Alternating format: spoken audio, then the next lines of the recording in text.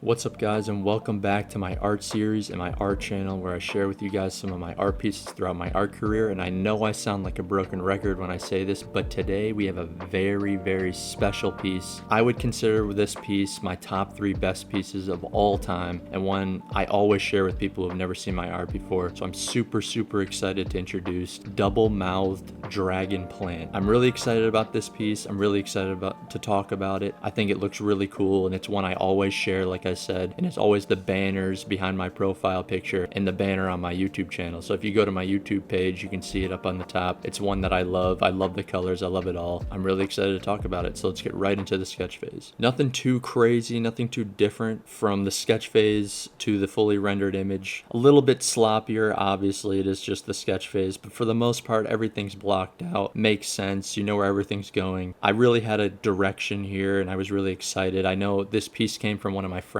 who is a fantastic illustrator. He draws traditional like dinosaurs and whatnot, and I thought it would be really cool to make like a dragon head or a dinosaur head but with 2 mouths, and I was really excited by that idea. And as you can see, I kind of went right to it, and the sketch phase looks pretty close to the fully rendered, so that's how you know I really was excited and knew what I wanted to do here. So let's move right to the line work phase. So I think the line work looks really good here. I did a really good job with those mouths. I did a really good job with that shadowed antler on the top. So I'd consider this dragon head to have antlers, not necessarily horns. That's kind of what I was going for. So at the top, you can see that antler shadow behind the antlers in the forefront there. And there's not a whole lot of tangents, but it's a really cool texture there. And I think it fits really nicely. It's very chaotic, but I think it's very specifically placed and illustrated to fit the area. And it's definitely probably one of my favorite parts about this piece, and just adds another dimension and layer to it. But more about the details, the fully rendered image. Let's get right into it.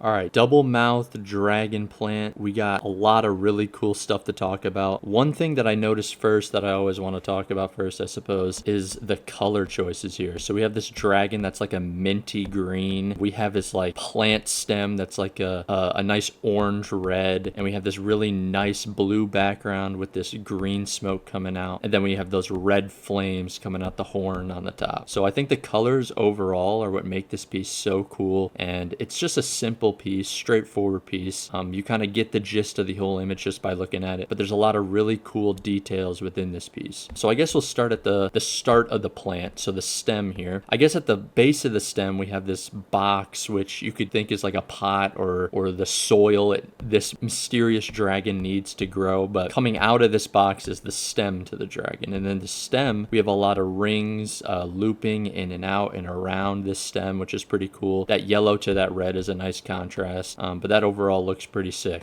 Got some blood dripping down into the cube there. The cube's got a mouth, but overall that's kind of the plant aspect of it. I didn't know what I wanted to do, but I think making this guy into a plant looks really cool, and that's the stem. So you can see the stem just enters the back of this giant hole in the back of the dragon's head, and then we have this absolutely massive dragon head. And honestly, my favorite part is the teeth in the mouths, which was the focal point of the piece to begin with, but we got a traditional Jake Towel squiggly mouth there on the front and bottom, and overall that just looks super sick. I love that I added usually I add like teeth sporadically, like sometimes on the top, sometimes on the bottom, like skip a few, but I decided to just fill the whole mouth with teeth, and they're nothing sharp as you would imagine a dragon's teeth would be, so they look like dull round circles, but I think I like that significantly more than sharp teeth, and I think it looks really cool. It's like some giant dentures. I do also like how this mouth kind of comes up in the middle there. You can see it kind of rise up in the middle, and then the teeth really follow that shape. You can see it here too. It really drops down right here, and the teeth really follow that shape. So I think that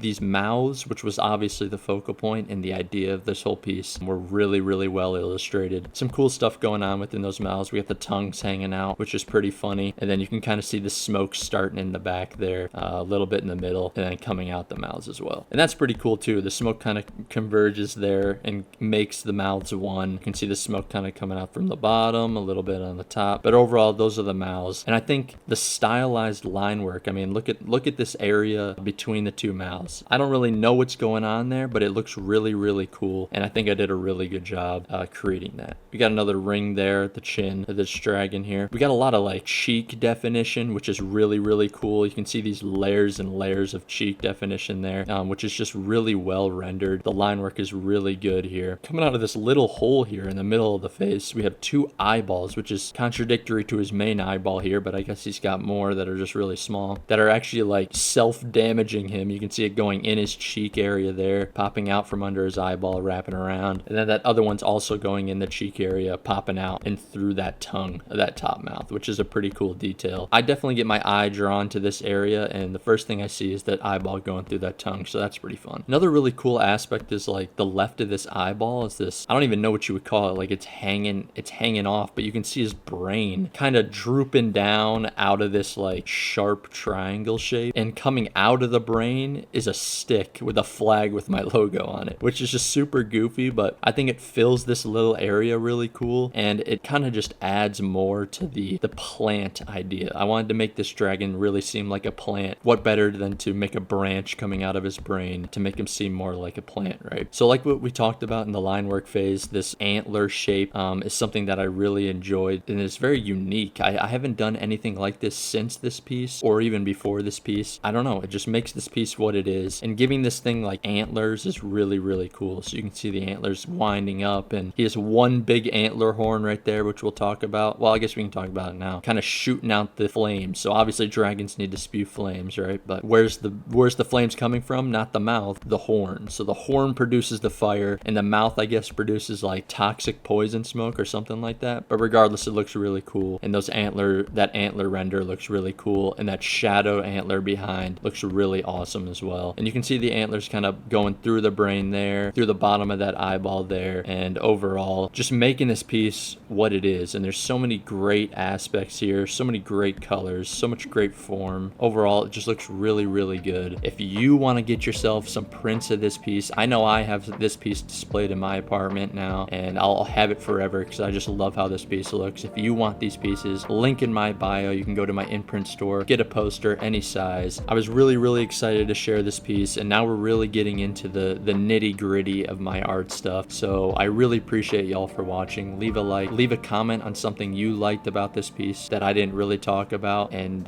yeah, I'll see you in the next one.